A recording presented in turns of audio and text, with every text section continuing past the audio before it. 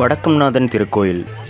இக்கோயில் கேரள மாநிலம் திரிசூரில் கிட்டத்தட்ட 1800 ஆண்டுகளுக்கு முன் பெரும் தச்சன் என்ற மகா சிற்பியால் கட்டப்பட்டதாக வரலாறு. இங்கு சிவராத்திரியும் திரிசூர் பூரமும் வெகு விமர்சையாக கொண்டாடப்படுகிறது. இந்த கோயிலின் உள்ளே செல்ல 4 கோபுர வாயில்கள் இருக்கின்றன. அதில் கிழக்கும் மேற்கும் மட்டுமே பொதுமக்களுக்கு அனுமதி அளிக்கப்படுகிறது.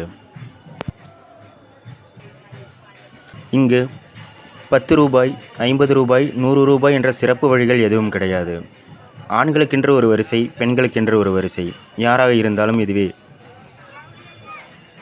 இன்று சிவராத்திரி என்பதால் கோயில் மிகவும் அலங்கரிக்கப்பட்டு வர்ணமயமான விளக்குகளுடன் நன்கு ஜொலிக்கிறது.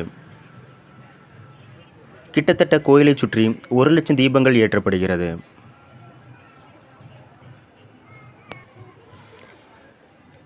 இந்த கோயில் சுமார் 9 ஏக்கர் பரப்பளவில் அமைந்துள்ளது. இங்கு சிவபெருமான் மேற்கு நோக்கியும் பார்வதி தேவி கிழக்கு நோக்கியும் தரிசனம் தருகின்றார்கள். கோயிலை சுற்றிலும் மரவேலைகள் நன்கு நேர்த்தியுடன் செய்யப்பட்டிருக்கிறது.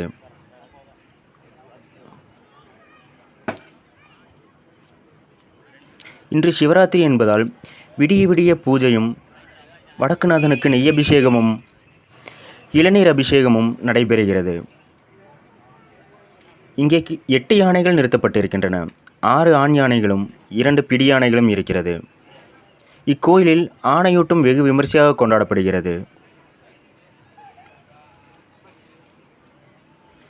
இரவு நேரத்தில் யானைகள் உணவெடுத்து ஓய்வெடுத்து கொண்டிருக்கின்றன.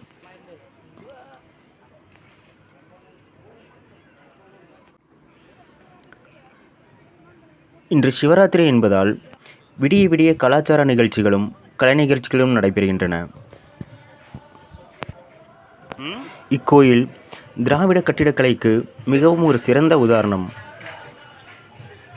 கோயிலின் உட்புறம் மகாபாரதத்தில் ஓவியங்கள் நிறைய வரையப்பட்டிருக்கின்றன.